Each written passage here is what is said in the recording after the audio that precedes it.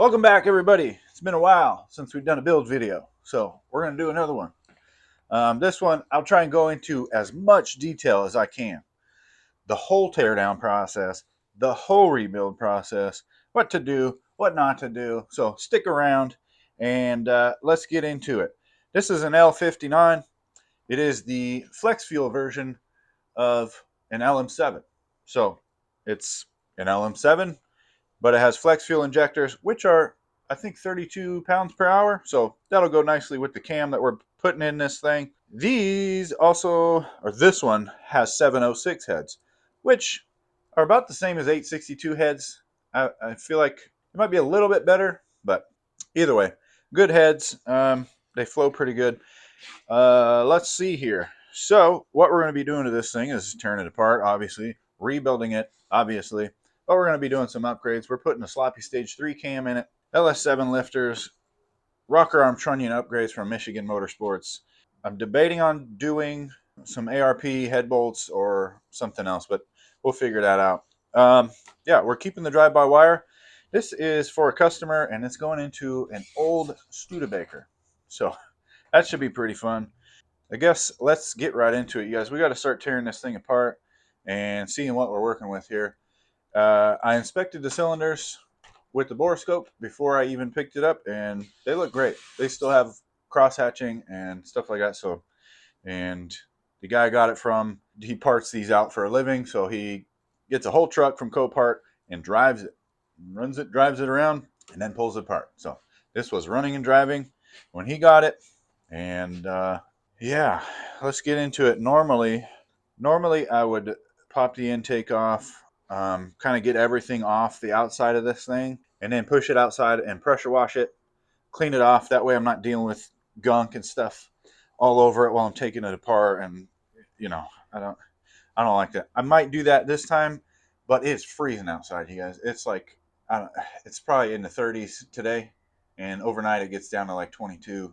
So I don't know if I want to do all the pressure washing, because I usually get soaked when I pressure wash these things. So I don't know if I want to do that today. I might just take it apart and deal with all the grease and stuff. So we'll see what happens. So anyways, we have all the parts that we need. I did order standard bearings and standard piston rings just because of the condition that this thing is in. I feel like they're going to work out, and if they don't, we just return them and get the right size. So it's not a huge deal to order all your parts up front. If you find that you need something else or something different, then just return it. That's why I like ordering parts off of Amazon. Not everything from Amazon is cheap Chinese junk, you guys. So you can order actual parts. Like I got a Melling oil pump off Amazon. I got the Elgin cams from Amazon. But I have a business account, and I get a little bit of a discount. And the return process is super easy. You just say, hey, I don't need this anymore. Let me return it. And then you drop it off at the UPS store, and then that's it. Then you can order another one. You get your refund in like a day. So that's what I like doing. If you don't like getting your parts from Amazon, that's cool. You don't have to, but that's how I get my parts. It's just super easy, super quick. There's a warehouse, 50 miles away, and I can order stuff and it'll be here same day sometimes. So anyways, now that that's over with, aside from a few things, I mean, these lifters I get from Overstock Direct, which is on Amazon. And the return process, again, but they're from a company called Overstock Direct. And these are genuine GM LS7 lifters and genuine GM lifter trays. So parts like that, I mean, you could still get on Amazon for a very decent price. Those are only $186. Anyways, let's get this thing apart. I got to clean up my desk a little bit. That way I have room for like the heads and all the other stuff. So enjoy the intro. We'll see you in a second.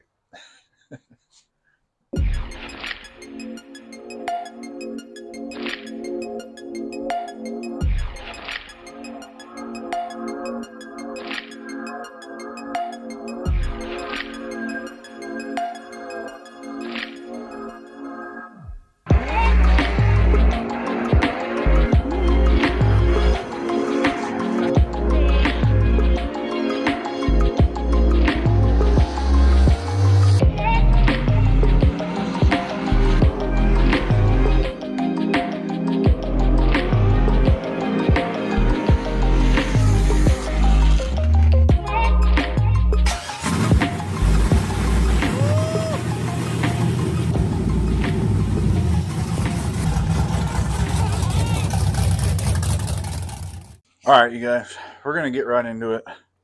Trying not, kind of stalling. I don't know why. Anyways, first things first. We'll just take all the outside stuff off. So I'm gonna hurry up and do that. This one came with a coolant reservoir that's full of coolant, so I got to drain that into the bucket, and then we'll continue on from there. So watch me struggle as I get this hose clamp off of here real quick. Might not even be a struggle. Hold on. Support, squeeze, twist. Gotcha. Support, squeeze, twist. Nothing. Okay, I like it. I like it. I like it. Might not even need this bucket then. I'm gonna get these. What are these, guys? What are these? Man, brain fart. Heater core hoses. There we go. There we go. See, my brain works sometimes. Let's get these heater core hoses on off of here. Almost said on here. Maybe my brain doesn't work sometimes. Okay. Just in case. There we go. There's that hose. We'll just safely store these off to the side for reuse later on. Sometimes you got to give these a little grip and twist here.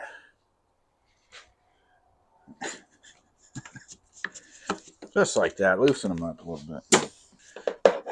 That one's off. No coolant. Safely stored off to the side.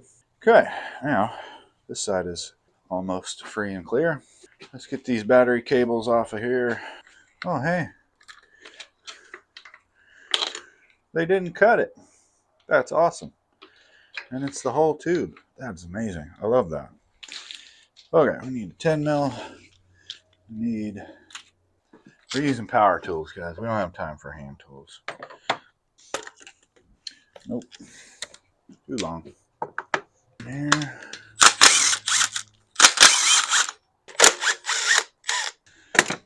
Now, get this starter wire. I guess the battery wire off the starter. This is all free now.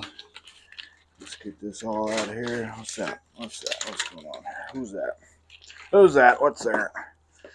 Okay, this can be safely stored off to the side. Let's take this cover off before we destroy it. This thing is in really nice condition. Oops, that's an 8.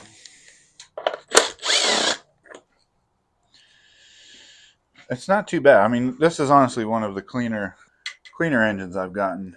We're just gonna put this on the other engine here. All right, now we can, where to go from here? You can go anywhere pretty much. I'm gonna get these exhaust manifolds out the way. This is also one of the first engines I've gotten that has all the exhaust bolts still on it. None of them are broken, which means I don't have to weld nuts to the broken studs and extract them out or drill any holes. I like it. I love it. I want some more of it. Okay, so these, I think we're going to crack these loose first with the hand tools. Now that I said that this is the first engine I've had with no broken studs, no, they feel pretty good. Never mind. I'm not even going to say that. Not even going to say what I was going to say. Waste of time. Let's get these plug wires off of here now. Boop, boop, boop, boop. Yeah, they feel pretty good. Just crack them loose before I use any power tools because I don't want to break them. This one's a little tight. We might hit it with a little juice. This one's a little tight as well. Okay, we'll just stop there. This one's bent, I think. Oh, it's just loose. This one was on its way out. Oh, trickery. I've been duped. That's okay. I know how to get them out. Okay, spoke too soon. That's all right, not a big deal. They're not that hard to get out. Oh, this one too. Yep, same thing. Both of the rearmost ones, which is as per usual. Not a huge deal. My mic's still on. Yes, it is. Okay. These mics die and they don't do anything to warn you that they're dead. So I've made videos where I'm talking for an hour and my mic died, so I'm just talking to nobody, talking to myself.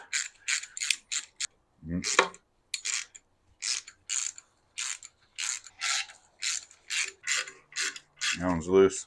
I think this one's busted too. Yep. 3 so far. It's all good. Ow, my elbow. Manifolds can come off now.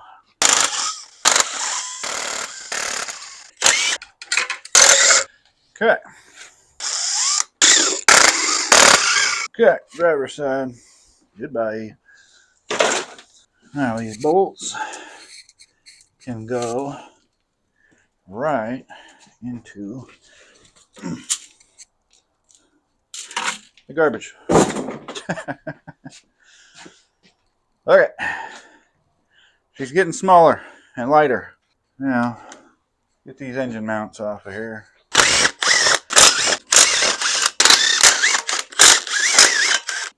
Garbage. Okay, now sides are free. Probably get that AC compressor off of there. All right, you guys, I've strapped you to my chest so that I can go hands-free, and then so you can see a little bit more what I'm doing. I mean, the disassembly process is pretty simple. Let's get this light on here. There we go. Power tools. Let's just continue on here then. Also, I've switched to my phone mic because I feel it's a little bit better than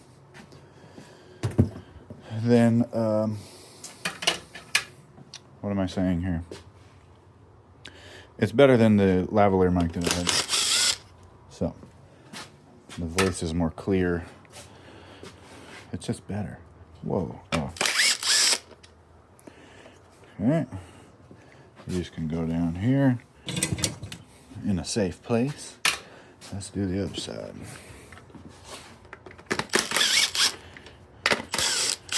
So, one thing I want to stress, you guys, when you're taking, when you're taking apart an engine, it's good to inspect everything. Just make sure nothing's broken or anything. That way, when you get it all back together, you're not surprised by anything. It's especially important when you're disassembling the internals. You need to look for things like oil starvation, scoring, or scratches on anything, or any damage to anything. Because if you miss it, like most of the time, some of the push rods, the tops of the push rods, have a little wear pattern where there was just not enough oil and they came in contact with the rocker arms.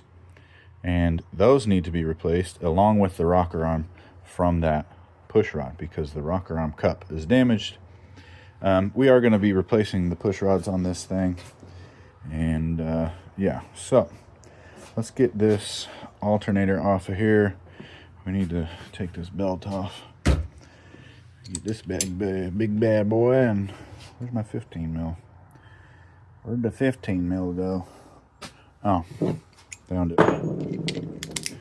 Okay, belt, 15 mil tensioner. Boop.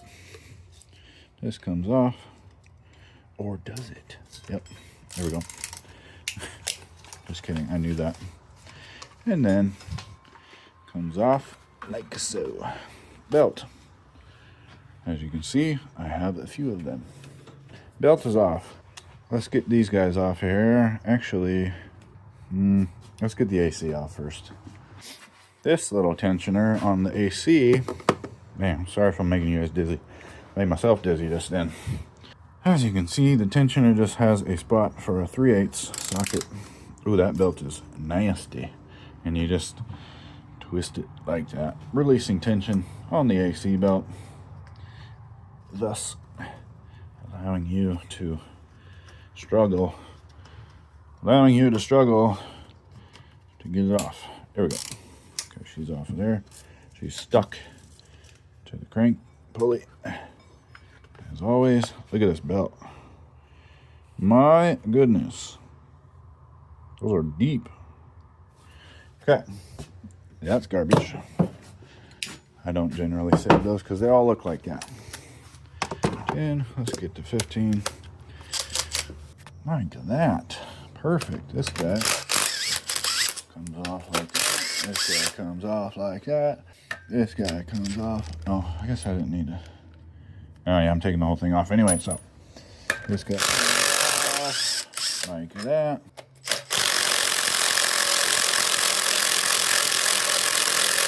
Okay, that guy wants hand tools. So does that one. So, and then we just go, oh yeah. That one's loose. And then you just got to sneak up on it like, hey ya! Yep, just like that. Be sneaky. Where did my power go? Here we go. Now there's this. He's going to want out of there. And this guy. Oh, it's heavier than I remember. And I like to just put the bolts back where they went, if you can. And then this bracket has 2 bolts right there. One, 2. There we go. Those can go back. Okay, AC is off. Now, getting these fans off of these water pumps is a pain in the butt because this thing spins. Even with the belt on here and the crank locked, it just slides in the belt there. So I'm just going to take the water pump off and deal with it later. So I'm wasting time just sitting here trying to get that off of there. So I just take the water pump off. It's 3 bolts and they are right here.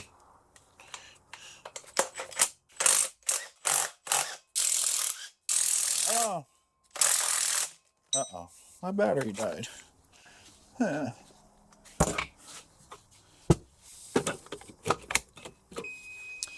got this little one. Ew. This one ain't even mine. My buddy borrowed one of mine and never got it back. Huh. That other one loosened it up. We're just gonna bleep. Yep. Huh. The whole stand's moving. I'll just let her. Watch right as soon as I take this thing all the way off. It's gonna be like opening the floodgates. All over my floor.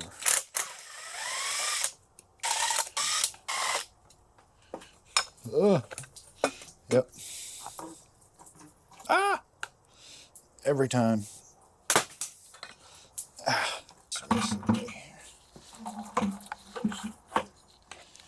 Just sit that there. Okay. Water pump off. Grease. Ew.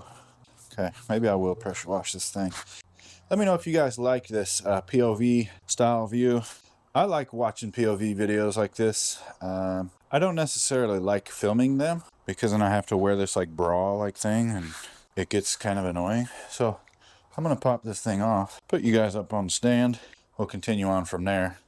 I guess I'll just move the stand around with me and that way you can see what I'm doing. So let's do that. All right, you guys. We did a little bit of POV. We did some disassembly, but I'm just going to go ahead and strip this thing down to most of the rest of the way until we get to the internals. Like the outside of the engine, removing the stuff on the outside is pretty simple and self-explanatory. So you don't really need to see how to do that. And I don't want this video to get super long anyway. So I'm going to continue to strip down the rest of this. And once we get to the internals, then I'll do a little bit more explaining on what to look for and stuff like that. So enjoy the music.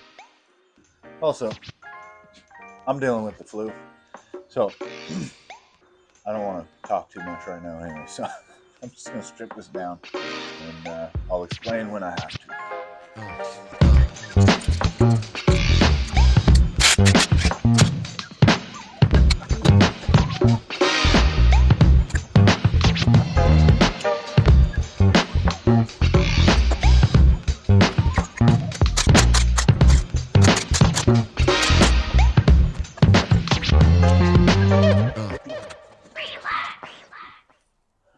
So, something I like about these Gen 3 engines over the Gen 4 engines is there's no AFM. I believe AFM stands for Air Fuel Management. It was also called DOD, which is displacement on demand. Basically what it does is shut off 4 cylinders while you're just cruising and stuff like that in order to save gasoline. But most of the time those lifters failed and caused issues. They would get stuck or something like that, and it's just a pain in the butt. I'm not sure how frequent that happened or whatever, but these Gen 3 engines are they're just simpler. The computers are simpler. You can tune them for free yourself. I have a playlist about it. It works. I do it every time, and that's full tunes. You can do transmission tunes. You can do VE table tunes. You can anything. So, I just like the Gen 3 stuff. It's just easy, cheap. You can I get these LM7s, or this is the first L59 I've had, but usually an LM7 with the transmission I can get for $500 with the harness and the PCM, transmission, everything for $500. So you really can't beat it. And you can make more power with these truck engines than you can. Oh, that's broken. It's a good thing I got new ones. You can make more power with these truck engines than you can with an actual LS. Well, more power for less money. You could make the same amount of power with an LS as well, but you're going to spend a lot more on the actual engine before it's even modified. For a stock LS engine, you're spending at least $2,500. Who knows the mileage on that? That's an LS1. So like an LS3, you're going to spend at least $6,000 on a stock LS3. Like, that's just stupid. I could get a 5.3 and rebuild it and upgrade the cam and the intake and exhaust for less than that. It's crazy. And which is fine. I mean, if that's what you want to do, then that's cool. But these iron blocks have been proven to handle more power than the aluminum blocks. So if you're trying to go for power, then I would definitely go iron block. Iron block truck motor. Yep, now I'm busted too. Okay, this is garbage. Garbage. I got new ones and whatnot. So we're gonna pop those out of there.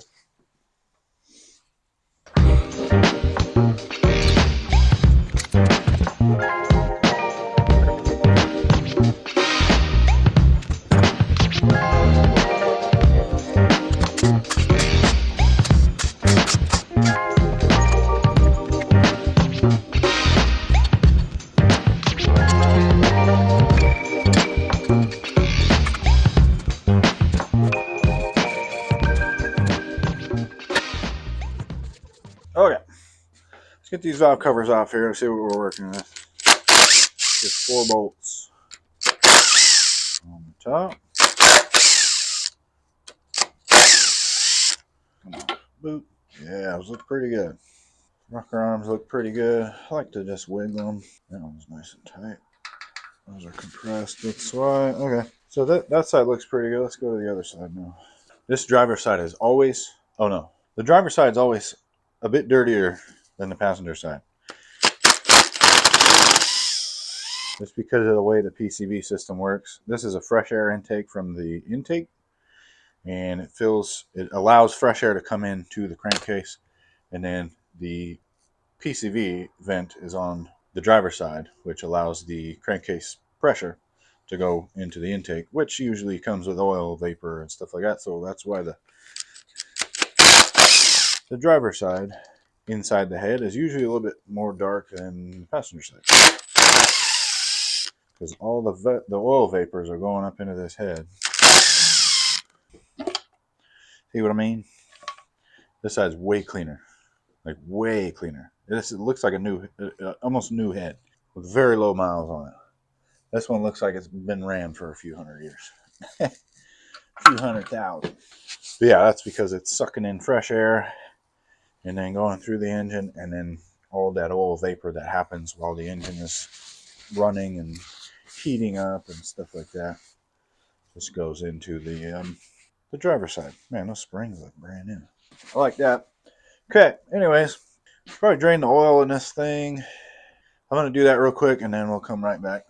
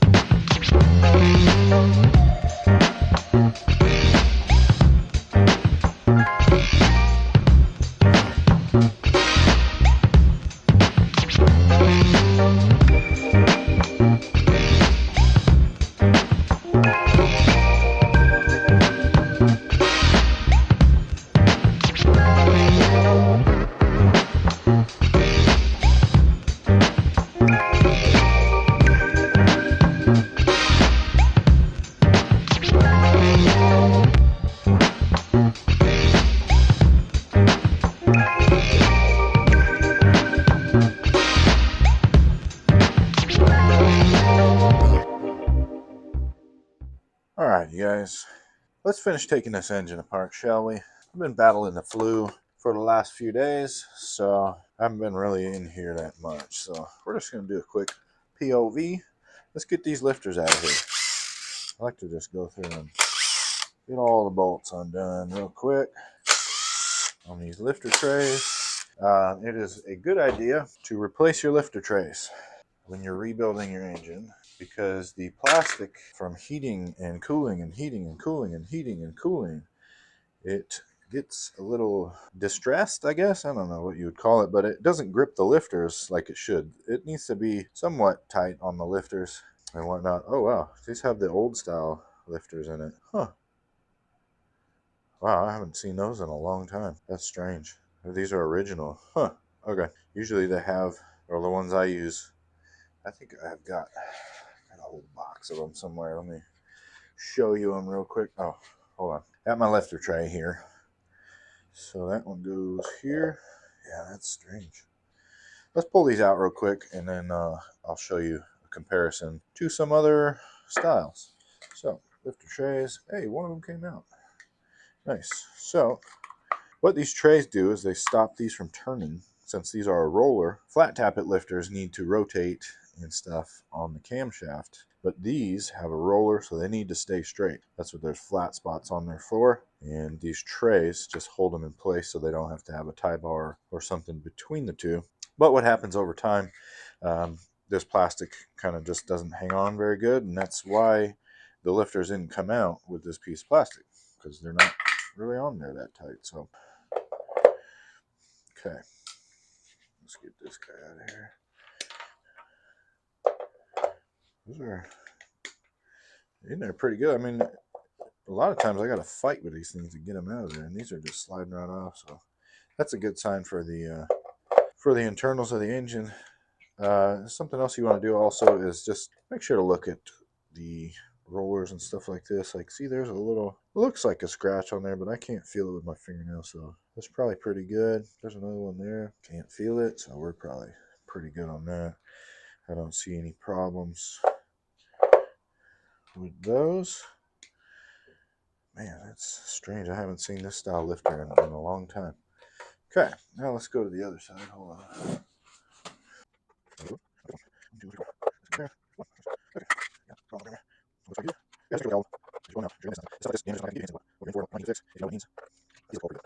So, lifters are out. This tray, you guys, if you want one of these, I'm going to be putting it up on my website pretty soon, along with like these block-off plates for the exhaust ports, block-offs for the intakes. I've got one for the throttle body. I've got a couple for like water pump ports and stuff, just for like storage and other things like that. So let's get this intake out. Holy cow. I'll give you one guess what's in here.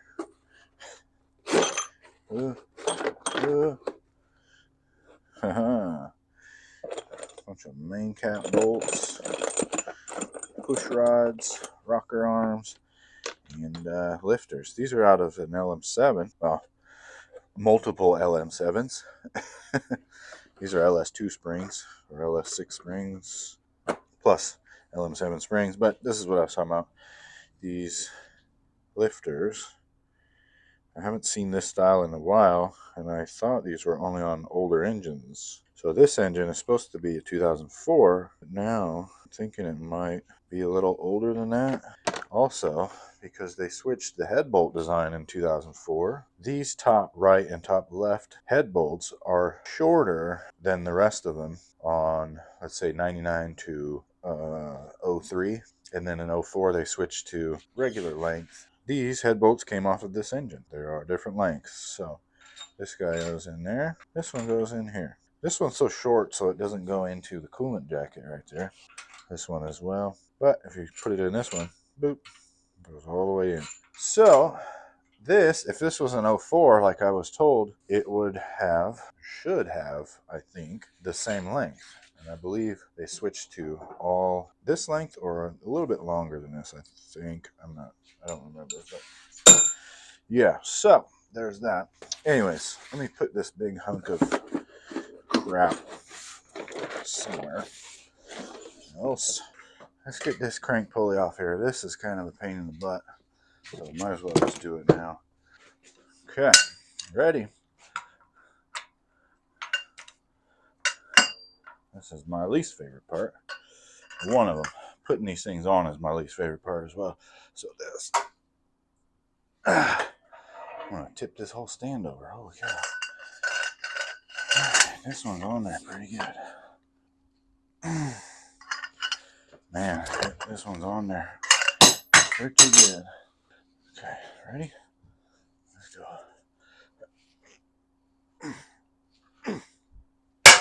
There we go. There we go. Now,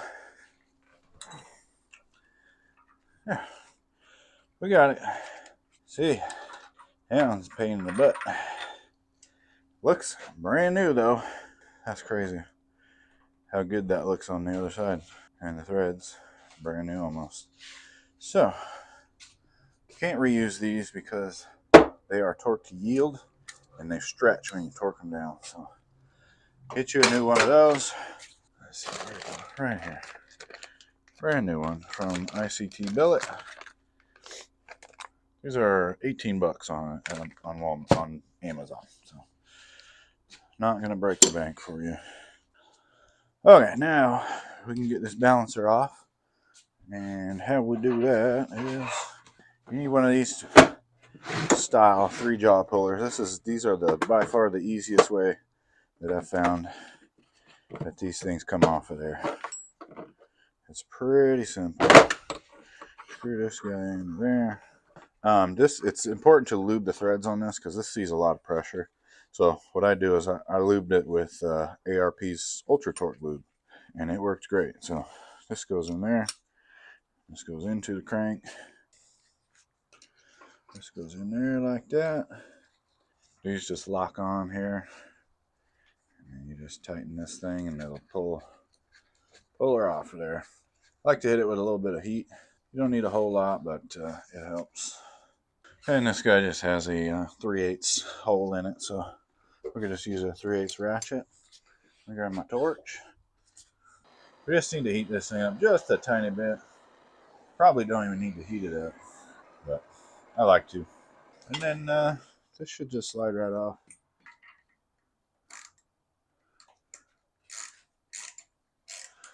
Yeah. Oh, I need to lock the crank again. Dummy. Duh. Okay. I got it, you guys. Let's get this guy off here. And we just turn this thing. It's already coming loose. So, oops. Pretty simple. This puller just makes it so much easier. Now, boop. She's off. Replace these whenever you can as well. Just because there's rubber in there and stuff. The rubber goes bad. All right, you guys. out of the way. We can get this cover off here now. This is the timing cover. It is coated in a hefty amount of grease and oil. This gasket has been leaking for years and nobody's repaired it. So we're going to just ignore that, because usually this would be all clean before I'm even at this point. But I didn't wash this thing first because it's freezing outside. So just take these 10 mil bolts out. Yeah, usually I wash these first because all this stuff is just going all over my floor here. Like so. Bloop. And there we go. Set that aside for safekeeping. Oil pump looks to be OEM. Well, there's that. I gotta get this oil pan off of here, and yeah, we go from there. This video is gonna be pretty long, I guess. I thought it was, trying to make it Facebook compatible too. I don't know the max amount of time on Facebook videos, but oh well. Yep. Let's keep on keeping on. All right, now we've got the front cover off. The rear cover's still on there, but that's okay. We'll take it off in a second. I've already got all the bolts out of the oil pan. I had to flip it upside down and let all the coolant drain and stuff. So I just went ahead and did that.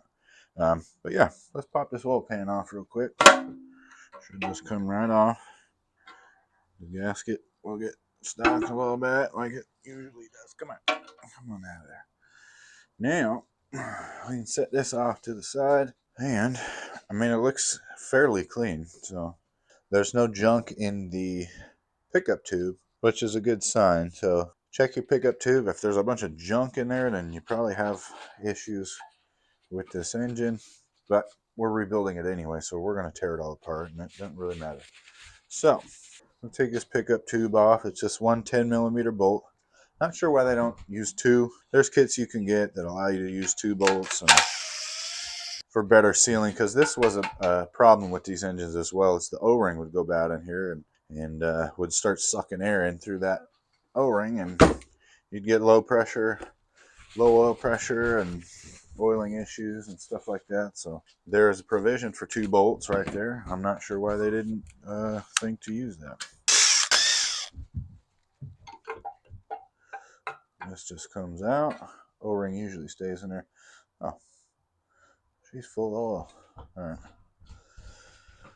Let's we'll just set that down there. Let's take this windage tray off. That just comes off like that. This oil pump's full of oil. So is so are the pistons there. I guess there was still a bunch of oil in the oil pan when I turned it upside down. So we're gonna flip this upside down. These look like Gen 4 rods. They are.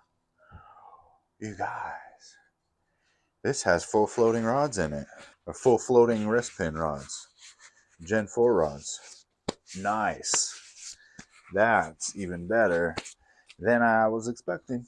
So I'm going to flip this over and drain the oil out of the friggin' pistons now. Now that I have a... Oh, man. Look at that. We'll just let that drain. Let that drain. We got a little bit going on to the stand here. I think my next purchase is an oil pan for my engine stand. So, nice. So I'm excited now because we've got Gen 4 rods in this 5.3. Even though the head bolts were different, like that was kind of a weird surprise, but that is a good thing. Now let's get this rear cover off here. This part takes a few minutes, so we'll come back once I get that rear cover off. Let's get this oil pump off, the timing set, and we'll pull that cam out as well. So these are just 10 millimeter bolts, 4 of them for the oil pan, or the oil pump, sorry. They come out fairly easy. 1, 2, 3, 4. And this just slides off like that. So, and she's still full of oil for some reason. Okay, yeah. Oh, so is the block. Okay. We'll just get oil all over everything today, you guys. It'll be okay. Now, the timing set is the same. 4 10mm bolts. They come off fairly easy as well. Oh, sorry, 3 10mm bolts. But first, check this, the tension on your chain. That's quite a bit. I mean, a little bit is normal for these engines, but that's a little excessive. So we're going to be replacing that. That was weird. Oh, the cam went. The cam went backwards when I unscrewed that last one because the rear cover's not on no more. That scared me. I thought I broke the bolt. So now, timing set just pops off like that, and there you go. Timing set. Pretty simple. Disassembly of these engines, you guys, is pretty simple. You just take everything apart. But once you get to the connecting rods, you want to mark the caps for which position they went in, and so that you can put them back in the same spot, because yeah, for reasons. So now there's a cam retainer plate which seals the oil galleries for the lifters and also holds the cam in place. So let's pop that off real quick and I'll explain a little bit more about this. This just comes off like that, and that one's flat as a pancake. I can't even feel the seal anymore. Yeah, this thing is just leaking all over the place. Okay, so this seal here is pretty essential. So this plate right here is the cam retainer plate. Every time you rebuild an engine, always replace this. Unless it's brand new and you just put it on there, but you need to take it off for some other weird reason. You don't have to replace it every time you put it on. But see how flat that is? This seal? This seal seals off these two oil galleries, and it's kind of like a crossover for both of the lifter oil galleries. And if this stops sealing, then you lose oil pressure, and no oil pressure to those lifter galleries means no oil pressure to the camshaft, no oil pressure to the mains. So always replace this with a reputable brand. I use Mail, and that way you will have oil pressure. So there's that little tip for you. Now let's pull the cam out. I can just poke the finger in there. We're replacing these cam bearings, so we don't have to be too crazy easy on them. They should just come right out. A lot of people will tell you, don't look at the cam bearings and they'll be okay. No, don't do that. Look at your cam bearings, inspect them, make sure they're fine before putting a new cam in. That is the dumbest thing I've ever heard. Especially if you're completely rebuilding an engine, just replace the cam bearings. It doesn't take that long. It's not that hard. The tool isn't that expensive. Just do it. Yeah. So this cam lobe is smoked. So more inspection. You know, these bearings look okay. These are the cam bearing journals. So yeah, we just want to inspect the lobes and stuff like that. And as you can see, this one's been having some fun here. Not sure what's been going on there, but she's a bit smoked. So good thing we're replacing the cam and the lifters, so that's good. This can go where all the other ones go. And I have a pile of cams down here, used cams. I got LS2 cams, I got LM7 cams, I got LQ9 cams, LQ4 cams. Anyways, okay, cam is out. Let me put that somewhere and we'll come back to you. Next step is to get these pistons out of here. All right, you guys. So before you pull your your connecting rods apart and pull your pistons out, it's pretty important to mark them, because they're not stamped with a number like the main caps. These main caps have a number, and these main caps need to go back right where they came. So 1, 2, 3, 4, 5, and whatnot. So the pistons and the connecting rods need to do the same thing. So I like to mark on the cap as well as the rod itself. You can do a 1, you can do just a dot, 2 dots, 3 dots, 4 dots, whatever. I think it's faster just to write the numbers. But I just use a little Dremel and a little stone bit, and it works just fine. So we're gonna go.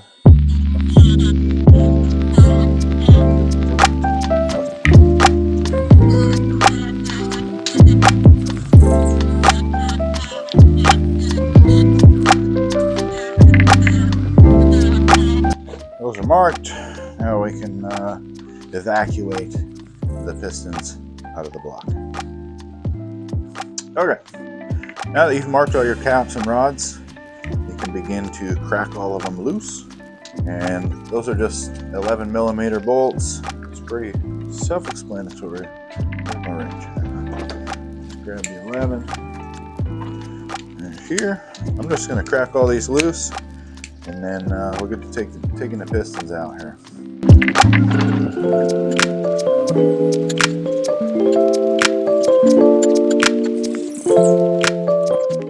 Okay, now that those are all loose, we can begin taking the pistons out.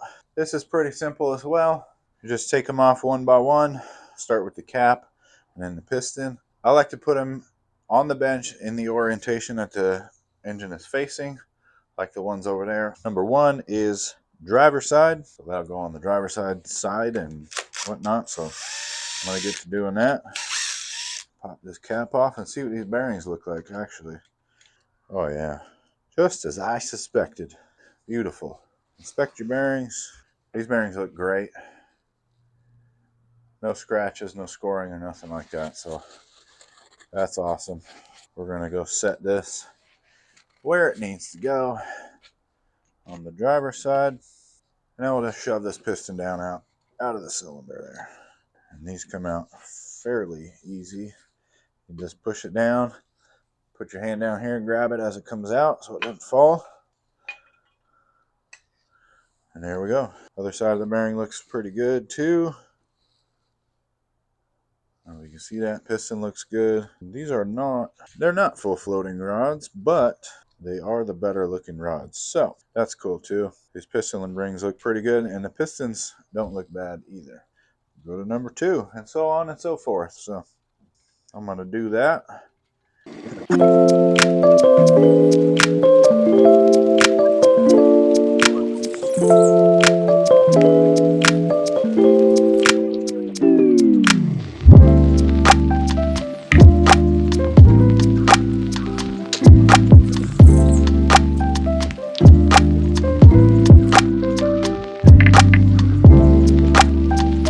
All right, getting down to it.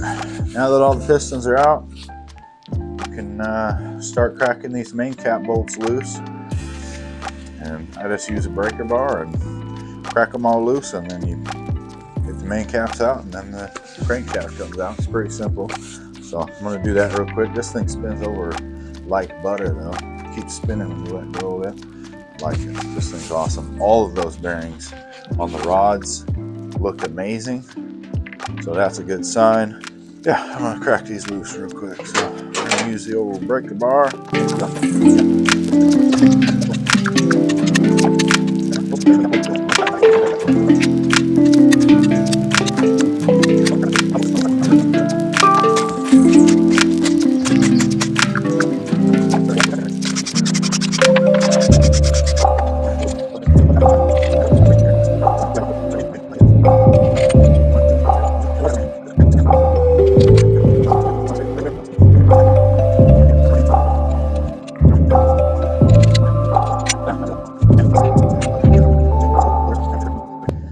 So there's that.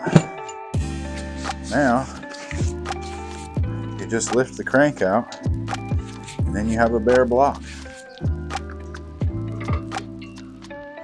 like so. Set it like that.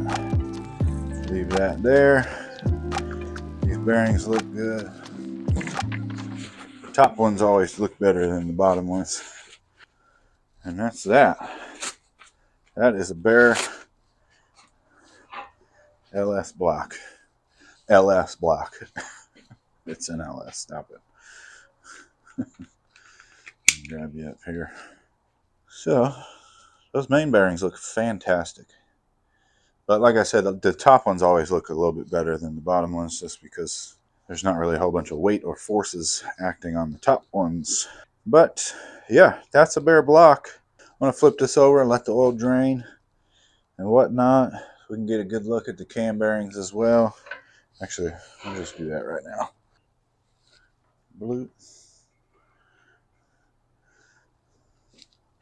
See if we can get a look at the cam bearings from here.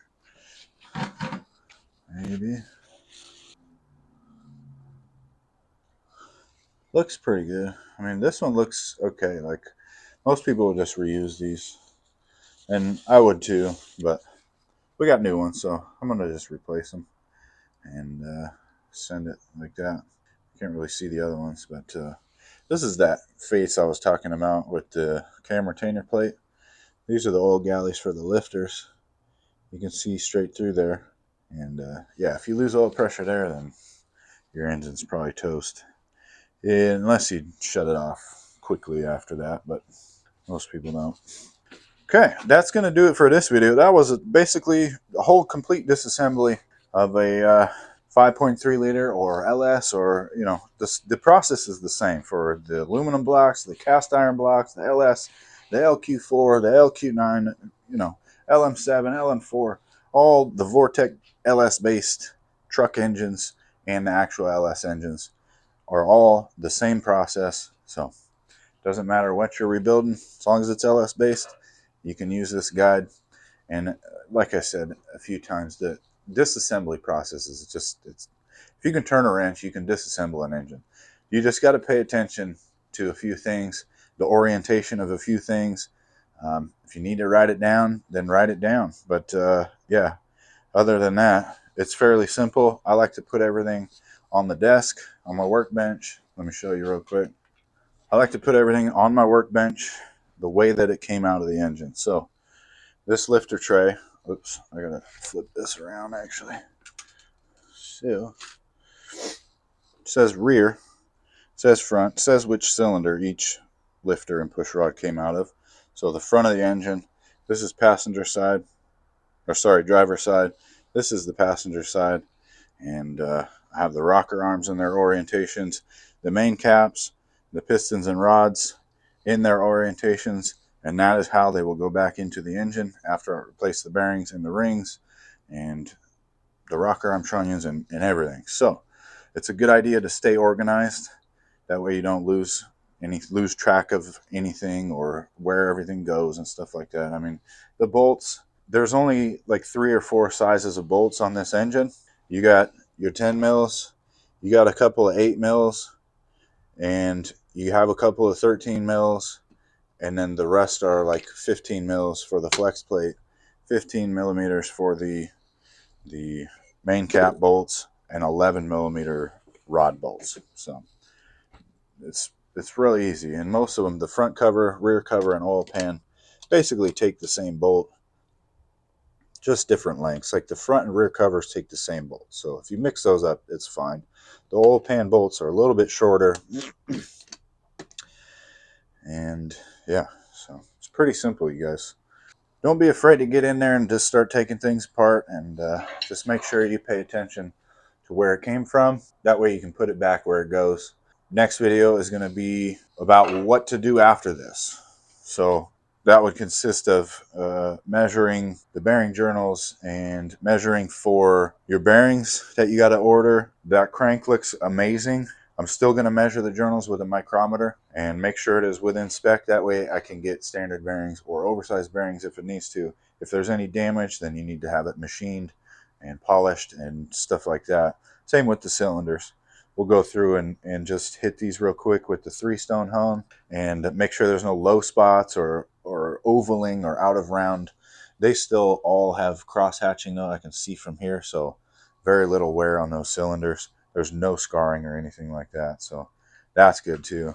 And we should be able to get away with using standard piston rings for that, but I'll show you how to measure that and whatnot in the next video, and we'll go through and I'll show you what I do to clean up this mess of a situation. These pistons will come out looking brand new using the stuff that I use. So anyways, thanks for watching, you guys. I appreciate you. Stick around for that next video. I hope this video is not too long for you, but you know, if you're trying to build an engine, you got to have patience. So no cutting corners. Yeah, have a good one. Stick around for the next one. Ella, swap everything. Have a good day.